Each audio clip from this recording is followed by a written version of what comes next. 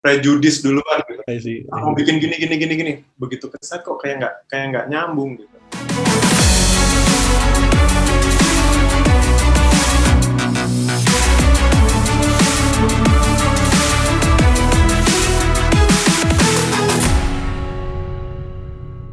Kalau biasanya arsitek ini kebanyakan kan waktu mau presentasi mereka akan ngumpulin gambar-gambar dari Pinterest yang sesuai, terus kita tunjukin sama klien seperti itu kan. Kita mau cari tahu nih dari kliennya seperti apa.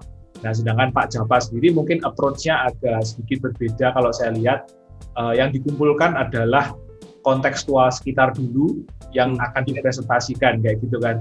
Sebenarnya saya itu lebih cara storytelling tiap arsitek beda-beda ya. Ya. Kenapa saya share hal-hal yang jadi saya suka motret. Kalau kayak ke Rote, saya keliling Timor, saya keliling Flores untuk motret. Itu buat saya itu hal-hal yang menarik. Jadi itu kayak pengantar. Ini loh yang menarik di lokasi yang kamu punya. Di sini ada ini, dan ini menarik banget kalau kita develop gitu. Nah, setelah itu baru ke mood images ya, lebih ke mood images kayak Pinterest-nya gitu. Tapi Pinterest-nya itu lebih kayak teaser gitu. Jadi nggak nunjukin semuanya, tapi lebih ke suasananya. Jadi saya berharap klien bisa, dalam pikirannya dia bisa mengcombine apa yang ada di asli di sana sama apa yang ada di mood images, terus dia bisa imajinasinya bisa lebih terbayang. Sebenarnya sama kayak kita baca novel atau nonton film. Ketika kita baca novel, imajinasi kita sangat-sangat trigger ya, Pak. Tertrigger gitu. Jadi berdasarkan pemahaman kita sendiri atau ini kita sendiri gitu.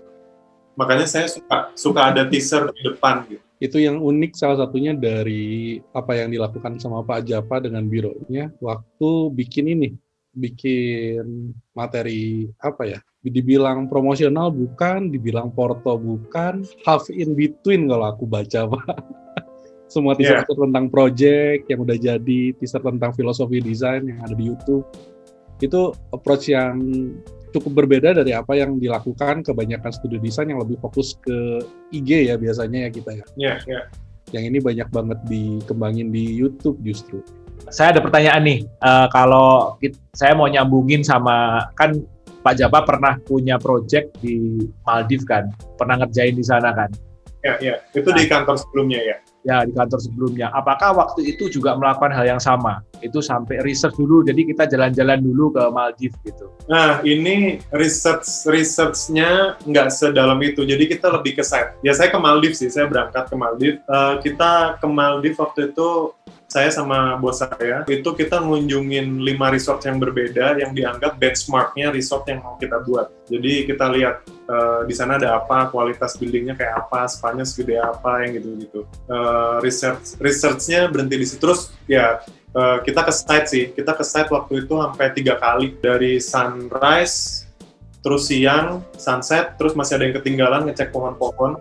Karena pohon gede itu membuat ini ya, karakter site kuat ya. Jadi kalau kita tebang atau kita ganti itu justru kita menghilangkan karakter site-nya ya. Jadi saya sampai sekarang masih ngedata pohon yang dianggap itu bagian dari feature site gitu sih. Tapi nggak sampai research culture-nya gimana, itu waktu itu online doang. Oh, waktu di Maldives berarti 5 hari itu dikasih nginep juga di resort itu? Iya. Ganti-ganti gitu ya? Ganti-ganti, ya. Ke Four Seasons, ke W, ke lupa. Bisa menikmati nggak lupa dikasih nginep, tapi udah tahu ini segudang nih risetnya nih. Data yang dikumpulin banyak. Karena bos saya tuh gila kerja, jadi WhatsApp-nya tuh non-stop gitu. Nanyain email, nanyain ini, terus nyampe hotel gambar lagi gitu ya. Jadi ya menikmati lah, paling sehari 2-3 jam waktu sarapan gitu ya.